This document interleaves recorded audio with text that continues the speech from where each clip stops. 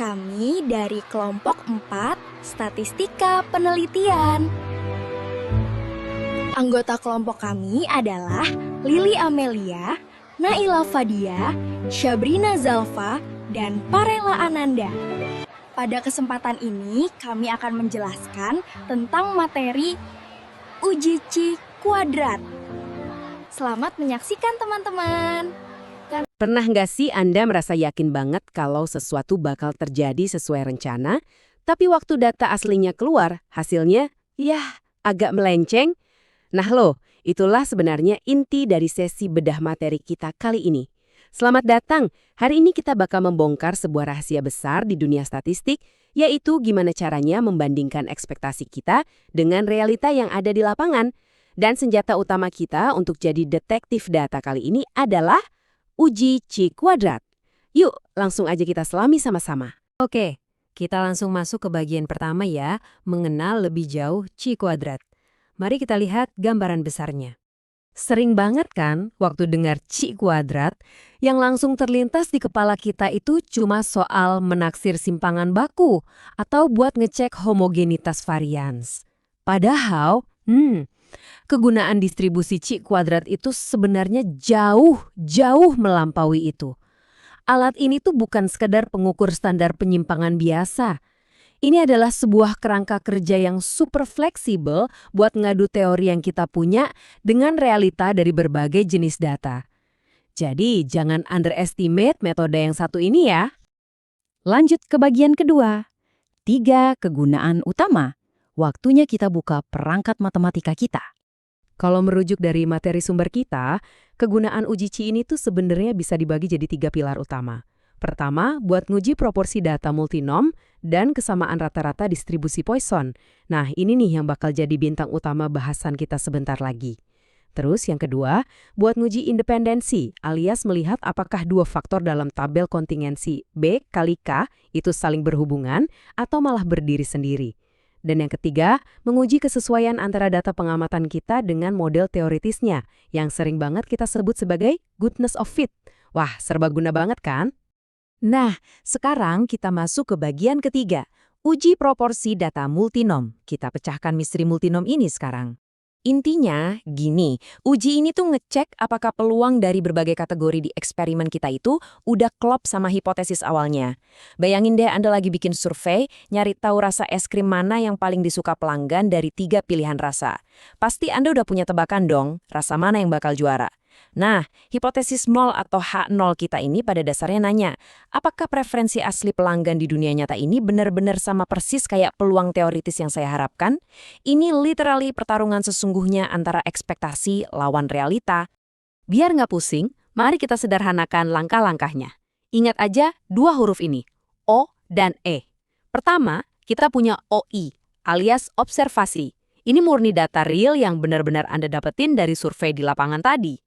Terus, kita sandingkan dengan EI, atau ekspektasi. Berapa sih frekuensi yang sebenarnya kita harapkan? Cara dapat nilai ekspektasi ini gampang banget kok. Cukup kalikan total sampel kita alias N dengan peluang yang udah kita hipotesiskan sebelumnya. Sesimpel itu. Nah, jembatan yang menghubungkan observasi dan ekspektasi ini dibentuk jadi sebuah rumus yang elegan banget. Kita menjumlahkan kuadrat dari selisih antara observasi dan ekspektasi, lalu dibagi dengan si ekspektasi itu sendiri. Kenapa sih selisihnya harus dikuadratkan? Soalnya kita nggak mau dong nilai positif dan negatif saling menghilangkan begitu aja. Selain itu, langkah ini juga ngasih bobot lebih buat perbedaan yang sifatnya ekstrim. Oh ya, jangan sampai lupa satu hal krusial di akhir hitungan, derajat kebebasan. Tinggal hitung pakai rumus K-1, di mana K itu adalah jumlah kategori yang lagi kita uji. Tapi tunggu dulu, ada pro tip nih, rahasia kecil buat Anda yang super teliti. Kalau kasus yang Anda hadapi itu berupa data binom, maksudnya cuma ada tepat 2 kategori, kayak sukses atau gagal, atau tebak angka atau gambar lempar koin, kita wajib pakai yang namanya koreksi kontinuitas. Caranya, kurangi nilai 0,5 pada rumus tadi sebelum kita kuadratkan. Alasannya sederhana sih, kita tuh lagi nyoba memaksa data yang asalnya diskrit atau putus-putus, supaya bisa lebih akurat waktu dievaluasi pakai kurva distribusi yang sifatnya nyambung terus atau kontinu. Make sense kan? Oke, lanjut ke bagian keempat. Uji kesamaan rata-rata Poisson. Mari kita selesaikan teka-teki soal rata-rata ini. Kalau di multinom tadi kita ngomongin soal peluang kategori, nah di uji Poisson ini tujuannya beda lagi. Kita mau tahu apakah beberapa distribusi Poisson yang berbeda itu benar-benar punya rata-rata yang sama. Parameter rata-rata ini disimbolkan pakai huruf Yunani, lambda. Buat gampangnya, bayangin Anda lagi membandingkan rata-rata jumlah telepon masuk per jam di beberapa call center yang beda-beda. Jadi saat kita bikin hipotesis 0 yang menyatakan lambda 1 sama dengan lambda 2 dan seterusnya, kita sebenarnya lagi ngecek, tingkat rata-rata kejadian di semua kelompok data ini aslinya identik lah sih. Beda cerita dengan metode multinom tadi, langkah pertama yang harus kita ambil di sini adalah ngitung rata-rata dari seluruh sampel dulu, yang biasa kita lambangkan dengan X-bar. Rata-rata global inilah yang bakal jadi patokan ekspektasi kita. Habis itu, tinggal masukin deh ke dalam rumus C kuadrat yang udah dimodifikasi khusus untuk kasus ini, yaitu jumlah kuadrat selisih antara data individu dengan rata-rata global tadi, dibagi dengan rata-rata globalnya. Walaupun rumusnya beda, coba perhatikan deh, prinsip dasar ekspektasi versus realita itu masih bekerja kuat banget di balik semua angka ini. Tapi, ya hitungan yang ribet ini nggak ada gunanya kalau kita nggak tahu cara ngambil kesimpulannya kan? Tenang, aturannya tegas kok. Kalau nilai C kuadrat yang udah capek-capek kita hitung ini ternyata lebih kecil dari nilai standar yang ada di tabel, selamat, hipotesis kesamaan rata-rata kita diterima. Nilai yang kecil itu artinya melencengnya observasi kita dari ekspektasi itu nggak terlalu parah alias nggak signifikan. Dengan kata lain, yes, realita masih sejalan kok sama ekspektasi. Yang keempat, menguji independensi dua faktor. Ini tuh salah satu pertanyaan paling klasik di dunia analisis data. Apakah dua atribut atau faktor yang beda ini sebenarnya saling pengaruh-mempengaruhi atau malah benar-benar independen jalan sendiri-sendiri?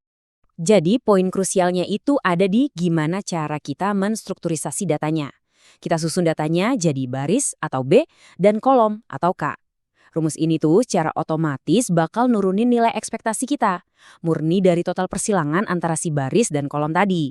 Nah kalau realitasnya ternyata jauh banget dari hitungan ekspektasi ini, wah berarti fix, dua faktor itu emang saling berkaitan. Tapi masalahnya sekedar tahu kalau mereka saling bergantung aja kan nggak cukup. Disinilah koefisien kontingensi atau nilai C beraksi. Semakin dekat nilai C yang Anda dapat dengan nilai C maksimum, berarti semakin kuat juga ikatan antara dua faktor yang lagi Anda uji itu. Hati-hati, ini peringatan penting kedua kita. Mirip kayak peringatan di data binom tadi ya, kalau daftar kontingensi Anda itu sempit banget, cuma 2 baris dan 2 kolom, berarti Anda cuma punya 1 derajat kebebasan. Di situasi terjepit kayak gini, wajib banget hukumnya pakai koreksi Yates, biar akurasi pengujian Anda nggak melenceng kemana-mana. Jadi jangan sampai lupa ya. Oke, kita udah sampai di bagian kelima, uji kecocokan model distribusi atau yang ngetren disebut goodness of fit test. Ini ibarat senjata pamungkas buat mastiin apakah data observasi kita benar-benar nurut sama cetak biru dari suatu distribusi teoritis tertentu. Di sini, mantra kita bergema lagi nih. Realitas melawan ekspektasi. Tapi ada sedikit twist alias kejutan. Beda sama uji-uji sebelumnya yang mana probabilitasnya udah ditentuin dari awal, di uji kecocokan ini, frekuensi yang diharapkan itu justru kita estimasi atau kita taksir langsung dari sampel data yang lagi kita uji. Keren kan? Dan hal ini tuh brilian banget nunjukin gimana uji kecocokan bisa beradaptasi secara cerdas. Kalau Anda curiga data Anda itu binom, Anda pakai data itu buat naksir parameter pi. Tapi kalau Anda menduga modelnya Poisson, alat yang sama bakal geser targetnya dan naksir parameter rata-rata lambda. Alatnya sama, tapi kustomisasinya beda. Fleksibel banget. Tapi ada satu pro tip yang super kritis nih khusus buat Poisson. Kalau prediksi teoritis Anda untuk suatu kategori, yaitu nilai frekuensi harapan, E_I-nya, ternyata kurang dari 5, secara matematis, model tersebut jadi nggak stabil. Solusi wajibnya apa? Kategori yang kurang dari 5 tadi harus Anda gabungin sama kategori terdekat di sebelahnya. Jangan sampai kelewat ya trik ini. Menariknya lagi, skala kecocokan ini nggak cuma mandek di data diskrit loh. Alat uji kecocokan ini saking serbagunanya bisa dipakai buat ngecek asumsi normalitas juga. Gimana caranya? Yaitu dengan ngebandingin luas area di bawah kurva normal secara teoritis langsung sama frekuensi yang benar-benar kita amati di lapangan.